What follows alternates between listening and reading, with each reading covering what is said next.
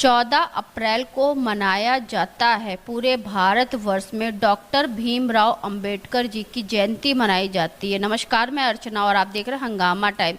जिस तरह से कल गोरखपुर में संबोधन किया सीएम योगी आदित्यनाथ ने, कहा 6 अप्रैल से लेकर 14 अप्रैल तक का जितने भी उत्तर प्रदेश में बाबा साहब अंबेडकर जी की मूर्तियां हैं, सभी पर लगेगी छतरी लगेगी और छत्र लगेगी, जिससे उनको छाया मिल सके और उनकी मूर्ति की सुरक्षा हो सके। तो जिस तरह से 2027 के चुनाव दिन प्रतिदिन नजदीक आ रहे हैं, सियासी राजनीति तेज होती चली जा रही है। वहीं पे हमारे साथ में राष्ट्रीय अध्यक्ष जो है आदर्श समाज पार्टी के चंद्रपाल जी हमेशा मौजूद रहते हैं। जिस तरह से उनके तथागत ऑडिटोरियम जो कि विपुल खंड में है, गोमती नगर में गुरुद्वारा के सामने है, विगत कई सालों से वो डॉक्टर भीमराव अंबेडकर जी की जयंती मनाते चले आ रहे हैं। इस साल भी वो 14 तारीख को मनाएंगे, भव्य तरीके से बाबा साहब की जयंती मनाएंगे और फिर से याद करेंगे एक बार बाबा साहब को, क्योंकि वो हमेशा से याद रखते हैं और हमेशा से याद करते चले आ रहे हैं। तो उन्होंने अपने कार्यकाल में बहुत सारे ऐसी योजनाएं बनाई जिस पे अभी भारत सरकार काम कर रही है और बहुत सारी मूर्तियों का जो है उद्घाटन भी किया। तो हमारे साथ में चंद्रपाल जी, तो उनसे हम बात करेंगे 14 अप्रैल को जिस तरह से तथागत ऑडिटोरियम में वो भव्य जो है बाबा साहब की जयंती मना रहे हैं और साथ में जिस तरह से कल योगी आदित्यनाथ जी ने घोषणा करी है कि सभी मूर्तियों पे लगेगी छत्र लगेगी और बाबा साहब को फिर याद किया। तो क्या कहना चाहेंगे चंद्रपाल जी 14 तारीख के बारे में, क्या कार्यक्रम कर रहे हैं और किस तरह से भव्य आयोजन कर रहे हैं आप अपने तथागत ऑडिटोरियम में? नमस्कार, जय भीम, नमो बुद्धाय भाइयों और बहनों। बड़ा प्रसन्नता का दिन है कि आज ये सुनने को मिला कि उत्तर प्रदेश सरकार की तरफ से बाबा साहब डॉक्टर अंबेडकर की मूर्ति के ऊपर छतरी, सुरक्षा के लिए छतरी लगाई जाएगी। अभी तक तो यही सुनने को आता था कि डॉक्टर अंबेडकर की जयंती मनाने वालों को भी अनुमति लेनी पड़ती थी और अनुमति न मिलने पर बेचारे मन महसूस कर रह जाते थे और जयंती नहीं मना पाते थे। मगर अब कम से कम हमारे जो समाज के लोग हैं, जो अम्बेडकरवादी लोग हैं, जो चाहते हैं कि जिनके दिल में हमेशा अम्बेडकर की जयंती या अम्बेडकर के परिणाम दिवस जो महत्वपूर्ण होता है वो मनाया जाएगा, स्वतंत्रता पूर्वक मनाया जाएगा। इससे जो है पॉलिटिकल जो लाभ है जो भी पार्टी लेना चाहे वो अलग बात है, मगर वास्तविकता यह है कि डॉक्टर अंबेडकर साहब आप सबके दिल में बसते हैं और डॉक्टर अंबेडकर साहब के बिना लिए हुए संविधान की रक्षा नहीं हो सकती। और संविधान जब सुरक्षित है तो सारा देश सुरक्षित है, सारा विकास सुरक्षित है। इसीलिए डॉक्टर अंबेडकर की जयंती को हमने शुरू से बहुत छोटे से, तब बाबा साहब को हमने सुना था आगरा में, वो जब आए थे और उन्होंने डॉक्टर अंबेडकर साहब के बारे में बताया था, समाज को कैसे आगे बढ़ाया जाए ये भी सुनाया था उस समय। उसके बाद से हमने लगातार आगरा में बहुत जागृति की। डॉक्टर अंबेडकर की फ़ोटो सर्विस पीरियड में भी जाके आरक्षित अधिकारी कर्मचारी महासंघ के माध्यम से हम जो है वहाँ सभाएँ करते थे और हर गांव में, हर मोहल्ले में आगरा में हमने बाबा साहब के फ़ोटो लगवाए। और फिर प्रेरित होकर के यहाँ पर लखनऊ में जब सर्विस में थे तब हमने यहाँ पर हमारे साथी लोगों ने डॉक्टर अंबेडकर महासभा का गठन किया और जब हम उसमें भी थे, परमानेंट मेंबर हैं और हज़ारों आदमी डॉक्टर अंबेडकर महासभा में सदस्य हैं, जो हमेशा बहुत उत्साह से हम लोग उसमें डॉक्टर अंबेडकर की जन्मदिन मनाया करते थे। और उसके बाद उनका जो वो होता था कॉन्स्टिट्यूशन दिवस है, वो है सब बड़े VIP या प्राइम मिनिस्टर तक और जस्टिस और वाइस प्रेसिडेंट तक आए वहाँ पर। तो बड़ा गर्व होता था कि हमको ये कर रहा है। मगर हम भारत सरकार चले गए और भारत सरकार में प्लानिंग कमीशन में पहुँचने के बाद से यहाँ पता लगा कि लोगों ने जो डाकिया का पत्र ले जाने का, बांटने का काम किया करता था, उस आदमी ने अपना पद ले लिया, MLC बन गए और डॉक्टर अंबेडकर महासभा का सर्वनाश करके रख दिया। वहाँ कोई जाता नहीं, जबकि मेरे पास लिस्ट है, उसमें 2-3 हज़ार लोग हैं जिन्होंने बेचारों ने धन कर दिया है। और माननीय मुलायम सिंह यादव जी थे, उनसे अनाउंस किया था और उन्होंने 30-35 लाख रुपए सरकार की तरफ से उसको लिए दिया था। जब उसको ख़त्म कर दिया लोगों ने, बर्बाद कर दिया, इधर उधर अपनी राग अलापने लगे, इसलिए समाज को बांटने का काम किया गया। हमने तो माननीय प्रधान मुलायम सिंह यादव जी से भी कहा था कि डोंट डिवाइड अस, यानी हजरतगंज में चौराहे पर जो होती थी, मैं 65 करीब 70 के करीब बता रहा हूँ बातें, कि बहुत बड़ी भीड़ हुआ करती थी और 112 पुष्प थे, हम थे, 2-4 आदमी थे जो मूर्ति के पास बैठ करके सारा जुलूस देखता था और जिस सारा हजरतगंज बिल्कुल बंद करके रहा। तो ये याद है जब ये बात हो गई कि अम्बेडकर महासभा को बर्बाद कर दिया है और उसमें कोई लोग वेस्टर्न इंटरेस्ट छिप गए हैं और हमारे मुख्यमंत्री को समझाया नहीं किसी ने और उल्टा धोखे में रख करके उनसे उल्टा सीधा काम करवाया है। मैं उनसे मिलना चाहता हूँ और मिलूँगा, बात करूँगा कि ये जो है दो समाज के बीच में बंटवारा किया गया और एक छोटे से बाबू ने जो है अपना MLC का पद लेकर के हमारे समाज को बेच दिया है। उसको उसके ऊपर आवाज़ उठाएंगे। रिप्रेजेंटेशन पड़ा हुआ है, अभी तक उस पर कोई निर्णय नहीं हुआ और हाई कोर्ट का ऑर्डर है उसको भी दिखाना है माननीय मुख्यमंत्री जी को कि हाई कोर्ट के ऑर्डर का बिल्कुल वो है कि उन्होंने कहा था कि विवाद है, इसलिए दोनों में से कोई उपयोग डॉक्टर अम्बेडकर महासभा का नाम नहीं ले पाएंगे, मगर इन्होंने लिया है और इसके उनके खिलाफ कार्रवाई होनी चाहिए और तब हम समझेंगे कि बाबा साहब की अस्थियाँ भी वहाँ सुरक्षित हैं, सब कुछ है और सम्मान जो है वो वहाँ पर है। उसको भी तरह तरह की बातें आती रहती हैं, उसको सब फटाफट छोड़ना चाहिए और समाज में से बहुत उत्तेजित है, इसलिए लोग आते नहीं हैं वहाँ पर। इसलिए हमने कहा था हम अपना डॉक्टर अम्बेडकर विकास सेवा संस्थान अलग से बनाएंगे। तो अभी जो हम जन्मदिन मनाते हैं और जो काम करते हैं वो डॉक्टर अम्बेडकर विकास सेवा संस्थान में मनाते हैं।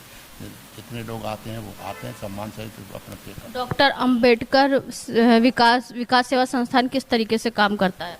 डॉक्टर अम्बेडकर विकास सेवा संस्थान एक संस्था है जिसमें कि हमने विकास एवं सेवा का मुख्य उद्देश्य रखा है और विकास एवं सेवा के लिए अभी तक हमने जो भी है अपने मकान के किराए का पैसा आता था सारा पैसा उसमें लगाते रहे, जीवन का जितनी भी कमाई है सब लगाई है।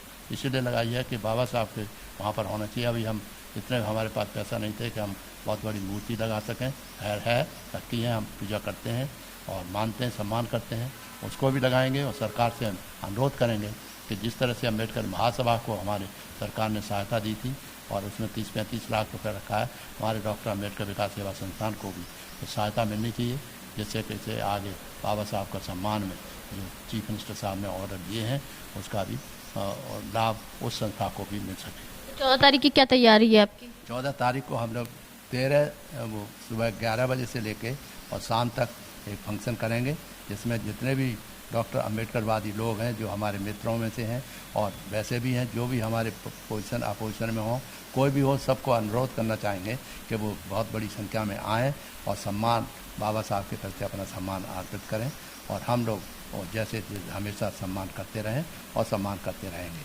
आपने अपने कार्यकाल में कितनी मूर्तियों का अनावरण किया है? बहुत सी मूर्तियां हैं, उसका कोई असंख्य है, पहले तो कोई था भी नहीं, सिर्फ चंद्रपाली मूर्तियों का अनावरण करते थे। एक आध कहीं कोई आते हैं इधर उधर गाँव में गए हों, नहीं हमेशा हम ही जाया करते थे। आपका इस तरीके से मूर्तियाँ लग रही हैं, मूर्तियाँ टूट भी रही हैं, तो जब अम्बेडकर जी की मूर्तियों को तोड़ा जाता है तो क्या कहना चाहिए? नहीं देखिए, अम्बेडकर साहब की मूर्तियाँ जब लगने लगीं और यहाँ तक हो गया कि मायावती जी के ज़माने में ये ऑर्डर हुआ कि अनुमति लेके ही आप मूर्ति लगा सकते हैं, तो बड़ा आश्चर्य हुआ, बड़ा दुख होता था और फिर उसका बहाना लेकर के एडमिनिस्ट्रेशन ने जो पर अनुमति देना बंद कर दिया, लोग मूर्ति नहीं लगी। तो हमने एक डॉक्टर अम्बेडकर विकास योजना बनाई। तो डॉक्टर अम्बेडकर ग्राम विकास योजना जो थी बहुत महत्वपूर्ण थी और उसमें जो ज़मीन थी ग्राम सभा वगैरह की ज़मीन, तो उसको अम्बेडकर के नाम से भवन के नाम से वहाँ पर बनाया जाए जिसमें कि वो डॉक्टर अम्बेडकर की मूर्ति लगा सकें या भगवान बुद्ध की मूर्ति रख सकें। साथ साथ में ये जो रखा था उसको भी लोगों ने बहुत बड़ी आपत्ति की है। आज भी मैं अभी कुछ दिन पहले सीतापुर गया था और मुझे 40 साल बाद भी इतना ज़बरदस्त प्यार मिला कि जिसका कोई वर्णन मैं तो नहीं कर पाया। मैं रो पड़ा कि इतना प्यार, बदमाशों को बंद किया था इसलिए प्यार था।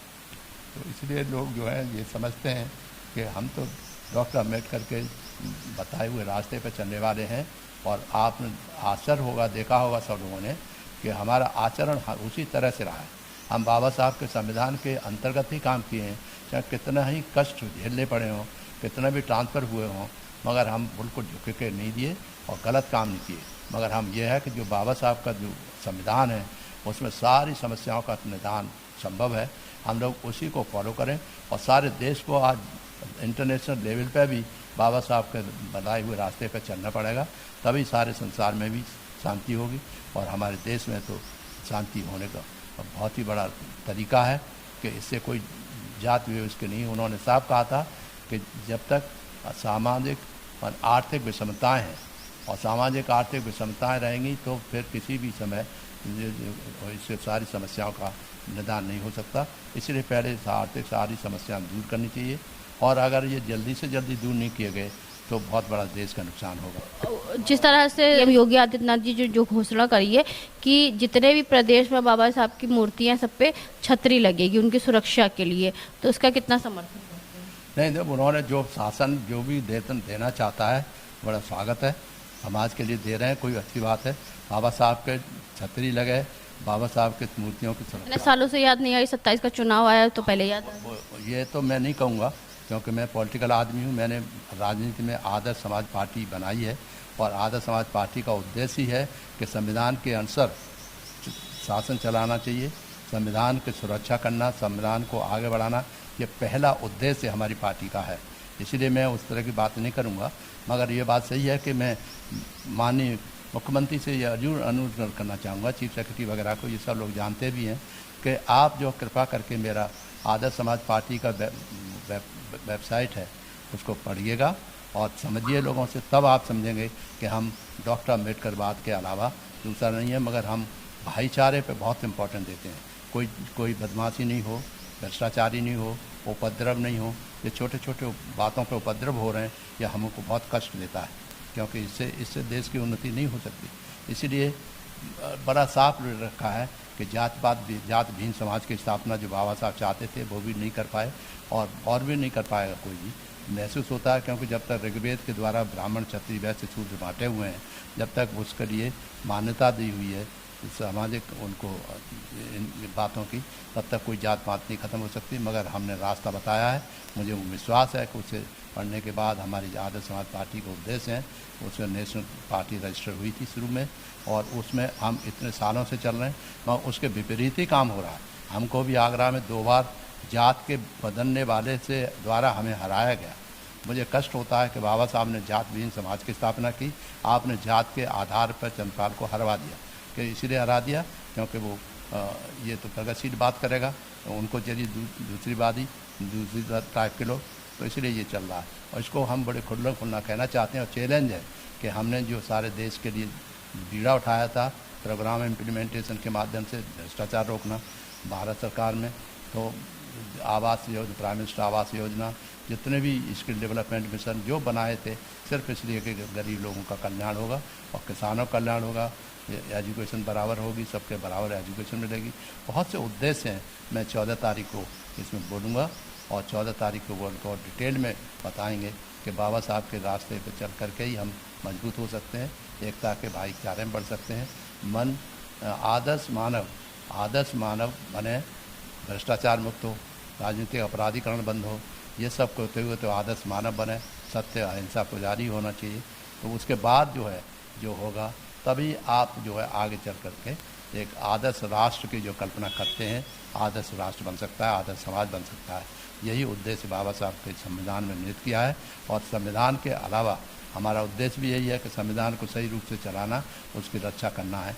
यह उद्देश्य पहला उद्देश्य बना हुआ है और फिर और सारी समाज के लोगों को मिल करके आगे बढ़ना है, देश को मजबूत बनाना है।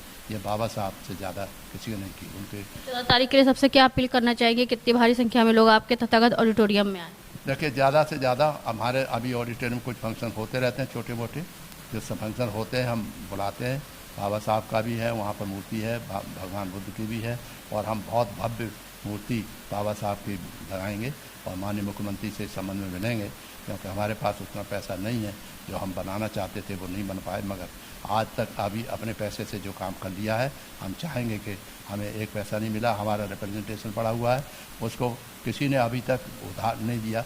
जिस ऑफिसर के पास जाते हैं, कितने साल हो गए, आप इमेजिन करिए, 2004 की लैंड अलॉट हुई हमारे नाम से और तब से हम भुगतान करते चले गए और जो 27 लाख का रुपया था उसकी जगह हमें 181 लाख रुपये का भुगतान करना पड़ा।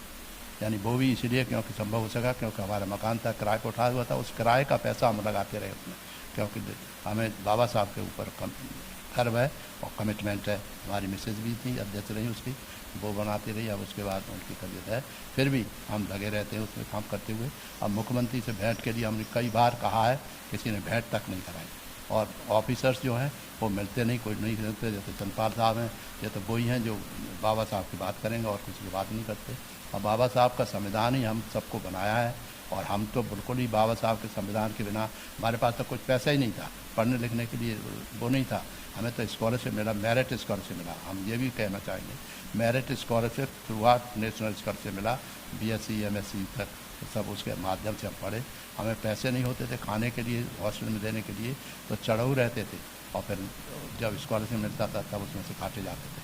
तो हम तो सरकारी उसके साथ जो योजनाएं थी उसका लाभ हुआ है और उसे हमको मिला है। हमको अभी भी गर्व है, हम सबको बताते हैं कि गरीब लोग स्कॉलरशिप वगैरह मिलने के लिए बहुत ज़रूरी है, मगर अब सारे स्कॉलरशिप बाबा साहब की छतरी लगाने से नहीं कुछ होगा। माननीय प्रधान मुख्यमंत्री जी, आप स्कूल के बच्चों को एजुकेशन दीजिए, सबको फ्री करिए, हमारी लड़कियों को एजुकेशन फ्री दीजिए, और लड़कियों को केवल शिवकाज की नहीं, सारी लड़कियों को हायर से हायर एजुकेशन फ्री मिलनी चाहिए और अच्छी मिलनी चाहिए, सबको समान शिक्षा मिलनी चाहिए। तभी आप आगे बढ़ सकते हैं, तभी देश का उद्धार होगा और आगे बढ़ेंगे। और बाबा साहब के सपनों के लिए संविधान की रक्षा करना हर आदमी की कर्तव्य है। माननीय प्रधानमंत्री तो हमारे बहुत अच्छी तरह से शपथ लेते हैं, उनसे जब कहते हैं, मगर हमारे उनके यही अंतर रहता है कि जब वो प्रार्थना करते हैं सब साष्टांग दंडवत करते हैं, मगर उन्हीं के साथ ही लोग जो हैं बाबा साहब डॉक्टर अम्बेडकर को गाली देते हैं, उनको मूर्ति नहीं लगने देते। अब ग्वालियर में देख लीजिए कितना तमाशा होता रहा है, अभी तक शायद मूर्ति नहीं लग पाई। और ये जो इस तरह से उद्दंडता क्रोध अपराधीकरण होता है, उसे हम और हमारी पार्टी बिल्कुल भी पसंद नहीं करती। इसलिए हम ये जो इस तरह के जो काम चलते हैं, झगड़े कराने वाले, आपसे में प्रतिद्वंदता करने वाले, और हमारा अच्छा है कि हमारा अच्छा है, ये बात करना बहुत ज़रूरी है, रोकना ज़रूरी है, मगर झगड़ा करने से नहीं कुछ होगा। संविधान के तरीके से शांतिपूर्वक ढंग से काम करना है। हर एक आदमी को एक वोट का अधिकार मिला है, समान शिक्षा का अधिकार मिला है, उनको करवाइए, तब देखिए आपका नाम जैसे गुणगान होगा। अंधविश्वास पर जो चल रहा है मामले बहुत से, उन अंधविश्वास को दूर करें। और बाबा साहब ने यही कहा था, बाबा साहब से जब बात होती थी लोगों ने कहा था ये आरक्षण क्यों है, आरक्षण एक को होगा, तो बाबा साहब ने बिल्कुल साफ कह दिया था कि जो दबे कुचले हज़ारों वर्षों से वो पीड़ित रहे हैं, गुलाम बनाए जाते रहे, उनको तो राहत देना ही चाहिए।